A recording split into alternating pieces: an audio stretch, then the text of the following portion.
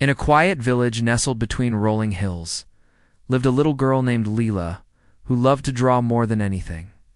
Her house was small, her clothes were worn, and her shoes had holes, but her heart was full of color. Every day after school, she would sit by her window and draw scenes from her imagination. Flying whales, talking flowers, and forests made of music.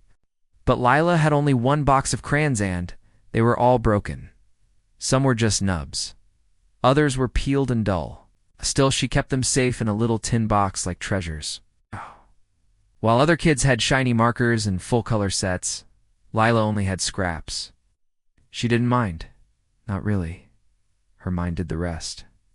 Then one morning, her school announced an art competition. Winner gets a brand new art kit and they're drawing in the town hall, the teacher said. Gasps and cheers filled the room. Leela's heart raced. She dreamed of that art kit, so many colors, so many possibilities. But as she looked at her broken crayons, doubt crept in like a shadow.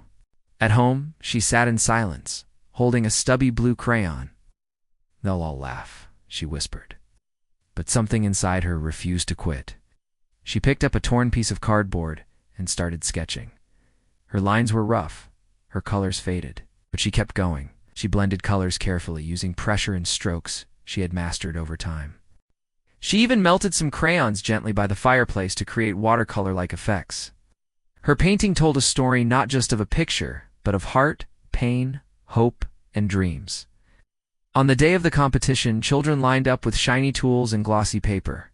Lila stood quietly at the end, holding her cardboard with a painting of a village floating in the clouds, where children flew with wings of color. The judges walked past the rows, some nodding politely, others raising brows. When they reached Lila's work, they paused. One judge bent down. "Who made this?" Lila hesitated. "I did, sir." With broken crayons? The judges whispered to each other, their eyes still locked on the artwork. That afternoon, the results were posted. Lila's name was at the top. The children gasped. Some protested. She used junk crayons. She didn't even have real paper. The head judge smiled and stepped forward. Illa reminded us what art is really about. Not the tools, but the soul behind them. She painted with heart, with imagination. And that's what moved us. Tears welled up in Lila's eyes, not just because she won, but because she was seen. Later that week, her painting was framed in the town hall, and she was gifted a full art kit. But she kept her broken crayons too, tucked safely in the same old tin, because they were part of her journey. She would never forget where the color really came from. Moral: it's not what you have, it's not what you do with it that makes something beautiful.